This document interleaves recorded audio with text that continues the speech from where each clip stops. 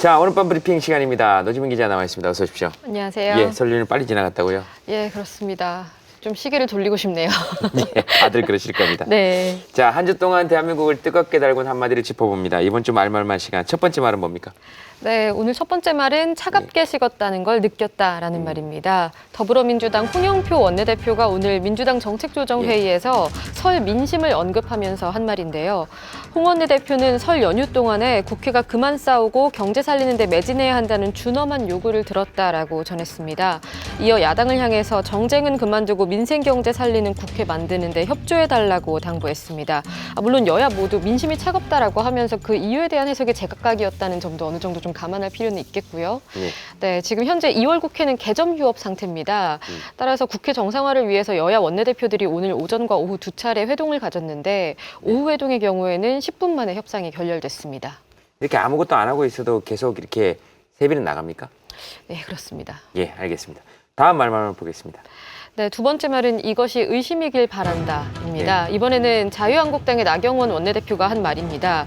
2차 북미 정상회담 날짜가 오는 27일이죠. 한국당 전당대회 날짜와도 겹칩니다. 이를 두고 공교롭게 날짜가 겹친 것에 대해 여러 해석이 있는데 이것이 의심이길 바란다라고 주장을 했습니다. 한국당 전당대회에 출마한 당대표 후보들이 앞서서 제기한 음모론과도 맥이 닿는 측면이 있는데요. 홍준표, 김진태 후보는 지난해 지방선거 당시에도 하루 전에 1차 북미회담이 열렸다고 언급하면서 의문을 제기했습니다. 알겠습니다. 일부러 한국당이 어떠한 행사나 정치 행사에 북미 정상회담 날짜를 맞춘 게 아니냐라는 의혹입니다. 알겠습니다. 주장입니다. 북미 정상회담이. 만약에 이게 지금 북한과 미국이 짜고 한국의 제1야당을 탄압하려고 했다면, 자유한국당을 탄압하려고 했다면 이건 국내 정치 개입이고 묵과할 수 없는 일이죠. 자유한국당이 반드시 진실을 꼭 밝혀주시길 바라고요. 트럼프 대통령에도 꼭 질의를 해가지고 잘 밝혀줬으면 좋겠습니다. 이거 뭐 북풍에 대해서는 잘 아실 거니까. 자, 다음 말말말 보겠습니다.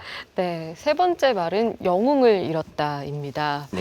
네, 국내 응급의료 분야를 개척해온 윤한덕 중앙응급의료센터장 사망 소식에 추모가 이어지고 있습니다. 동료인 이국종 교수가 영웅을 잃었다면서 비통한 심경을 전했는데요.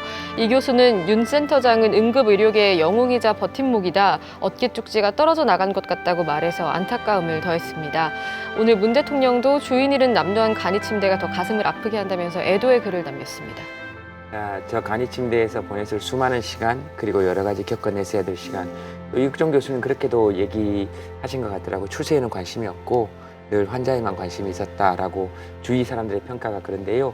어쨌든 우리가 진짜 고마워해야 될 분들, 저런 분들이 아닐까라는 생각을 또 해봅니다. 다음 소식 보겠습니다. 네, 앞서 전해드린 소식과도 연결이 됩니다. 제2차 북미 정상회담 오는 27일부터 이틀간 베트남에서 열립니다. 하지만 아직 개최 도시가 발표되지 않아서 그 도시에 관심이 집중되고 있는데 베트남 수도 하노이 그리고 휴양지로 급부상하고 있는 다낭으로 후보지가 좁혀졌습니다. 현재 북한은 하노이를, 미국은 다낭을 계속 밀고 있다 이렇게 전해지고 있는데요. 개최 도시를 둘러싼 양국의 속내 어떨지 김준영 교수에게 들어봤습니다. 북한 같은 경우는 이제 북한 대사관이 있기 때문에 훨씬 더 유리하고, 하노이가 미국 같은 경우에는 다낭이라는 곳이 보안에도 훨씬 더 유리하고, 이런 점에서 주장을 하고 있는데 두 국가가 서로 뭐 기싸움을 하는 정도로 뭐 양보 불가 그런 것 같지는 않습니다. 제 생각에는. 다낭이 좀 더 가능성이 조금 더 높다고 생각을 합니다. 사실상 북한의 대사관 직원들이 내려올 수는 있는 문제이기 때문에 특별히 다낭이 안 된다고 할 만한 북한의 그 이유가 크게 많지 않다고 저는 생각합니다. 베트남이라는 나라 자체가 상당히 여러 모습과 의미를 갖고 있는 나라이기도 합니다. 미국에 있어서는 한때 적이었다가 결국 자유시장 경제를 선택한 나라고요. 또 북한에게는 오랜 사회주의 동맹국이었던 국가이기도 합니다. 현재 국내 언론에서 두 도시의 현장 상황을 계속 취재하면서 상황을 전달하고 있는데 조만간 결정이 날 걸로 보입니다. 네, 이게 굉장히 중요한 일이기도 하고 저는 그런 생각했습니다. 이 보도를 보면서 틀림없이 여러분들 중에 저와 비슷한 생각을 하신 분이 한두 분 정도는 계실 거라고 생각합니다. 다낭이든 하노이든 나도 가고 싶다.